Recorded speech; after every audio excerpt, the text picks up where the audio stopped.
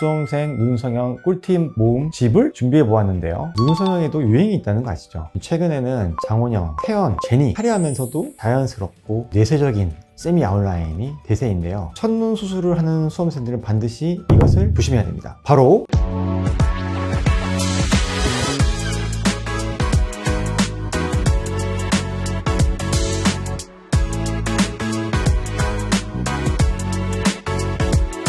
요즘에 눈재 수술을 받으러 오시는 분들의 이야기 들어보면 대부분의 분들이 수능이 끝나고 처음 눈 수술을 받으셨다고 하시는데요. 이분들이 재수술을 받으러 다시 병원에 오신다는 거는 아마 처음 수술의 결과가 좀 마음에 안 들었다는 그런 뜻이겠죠. 그만큼 생각보다 많은 분들이 첫눈 수술에 대해서 만족도가 미흡하다고 하는데 가장 많은 이유가 바로 부자연스럽고 나에게 어울리지 않는 쌍꺼풀 라인 때문이에요. 수험생분들이 성형외과에 오실 때 보통 좋아하는 연예인 사진이나 인플루언서들 사진을 많이 갖고 오시는데요. 가끔 너무 안 어울리는 스타일의 사진을 갖고 오시는 분들이 계시거든요. 예를 들어 눈이 한모로 눈인데 화려한 아웃라인을 원하시는 분들은 아무리 수술을 해도 눈이 그렇게 안 나오는 경우가 되게 많습니다. 쌍꺼풀 수술은 눈꺼풀의 처짐이나 피부 두께, 눈 뜨는 힘, 지방이나 몽고주름 여부에 따라서 영향을 상당히 많이 받기 때문에 여러분들이 이런 것을 모두 고려했을 때 나에게 어떤 라인이 맞는지 한 번은 생각해 보시는 것이 좋고요. 그 외에도 비절개로 쌍꺼풀 수술을 하는 경우에는 고정이 좀 약해서 라인이 풀릴 가능성도 있는데 이런 경우도 고려를 같이 해보면 좋겠습니다. 눈 수술에서는 세미 아웃라인이 유행이거든요. 근데 이거를 무조건 하면 나중에 수술하고 나서 좀 본인 얼굴에 안 맞는 경우가 생길 수 있습니다. 그래서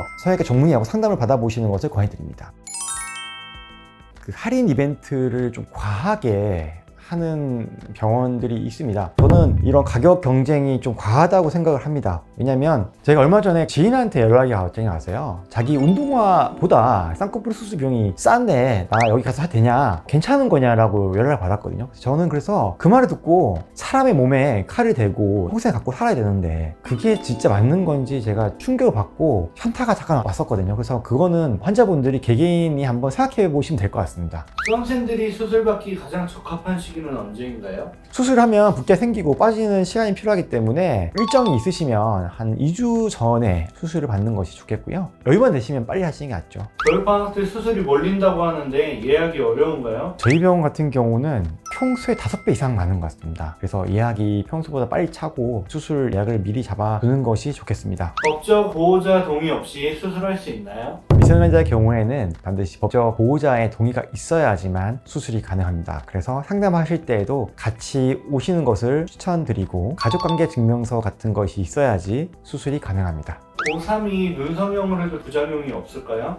실제로는 중학생 분들이 수술도 꽤 많이 하시거든요. 근데 이제 꼭 필요한 수술은 나이와 상관없이 꼭 해주는 것이 좋습니다. 안 하면 더 후회하고 나중에 수술을 또 받을 확률이 높습니다. 유학생인데 겨울방학 때 눈성형을 받고 싶은데 어떻게 스케줄을 짜야 하나요? 보통은 한국에 들어오시기 전에 원하는 병원을 미리 체크해 두시고 예약까지 다 잡아 두시더라고요. 아무래도 이제 외국에서 들어오시면 시차 적응도 힘들고 하기 때문에 상담을 하신다면 딱 5군데만 정해가지고 3, 4일 이내에 끝내세요. 그래서 수술을 받고 출구까지는 2주 정도를 잡으시면 충분할 것 같습니다. 붓기가 다 빠지려면 얼마나 걸리나요? 사람마다 개인 차이가 있고요. 큰 붓기는 비절개 쌍꺼풀 같은 경우는 1주, 멍이 들면 2주, 절개는 한 달 정도면 뭐 크게 문제가 없지 않나 싶고요. 잔붓기가 좀 빠지려면 3개월, 사람에 따라서는 6개월까지 시간이 필요하고 재수술인 경우는 정말 오래 걸리는 경우는 1년까지 보시는 것이 맞습니다.